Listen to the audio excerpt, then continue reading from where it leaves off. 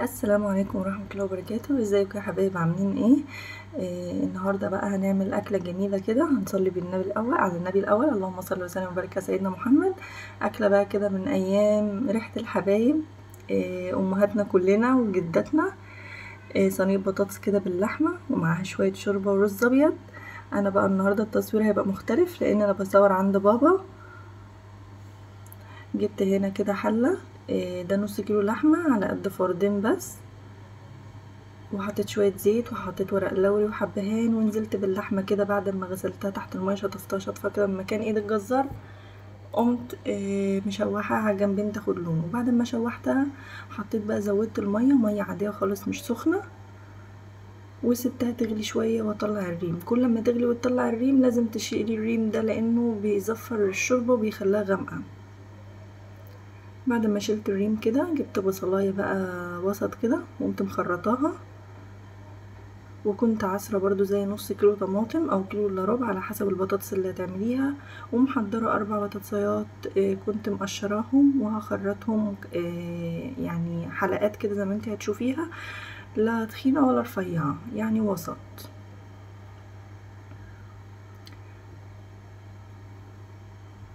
بعد ما خلصتها بقى كده هجيب صينية وهنزل بقى بحبة زيت وهنزل بالبصلاية، هديلها لون ذهبي مايل للبني، يعني ما يكونش محروقة قوي، ذهبي مايل للبني.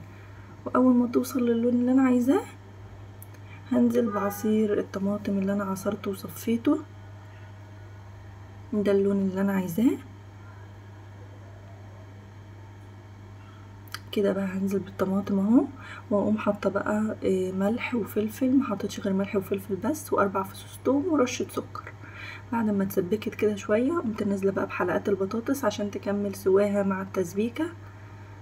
وبعد ما تدخل في السوا هقوم مولعه الفرن عشان تتشمع في قلبه، وهرجع بقى اشوف اللحمه كده استوت ولا ايه. كده بدات تدخل في السوا، بقوم مديالها الملح بتاعها، ما بخلوش للاخر خالص، بديلها الملح عشان تاخد من الملح وتستوي بيه شويه. وبرده حطيت نطرة فلفل صغيرة. بعد بقى ما استوت خالص وخدت سواها كامل طلعتها كده من الشوربة، وقمت نازلة بيها على صينية اللحمة زي ما انتوا شايفين كده. وبعد كده دخلتها الفرن تتشمع وطلعت بالمنظر الجميل ده من غير ما اشغل الشواية ولا اي حاجة. وغرفت الرز الابيض، كنت عاملة رز ابيض. وبرضو هقدم البطاطس في طبق، شايفين بقى ماما بقى الجميلة دي، الله يرحمها يا رب. كل ما بشوف الحاجة دي طبعا بشوف ريحة ماما فيها، رحمة الله عليها. كان يوم جميل. وبرضو صبيت شوية من الشوربة وحطيت عليها ليمون، كان طعمها جميل. وكده خلصت الوصفة بتاعتي، بألف هنا على قلوبنا وبألف هنا على قلوبكم. لما تجربوها بإذن الله تعجبكم. أكلة بسيطة وجميلة متاخدش وقت خالص في المطبخ، زي ما انتوا شايفين الرز والبطاطس والشوربة جميلة جدا. وبكده خلصت الوصفة بتاعتي.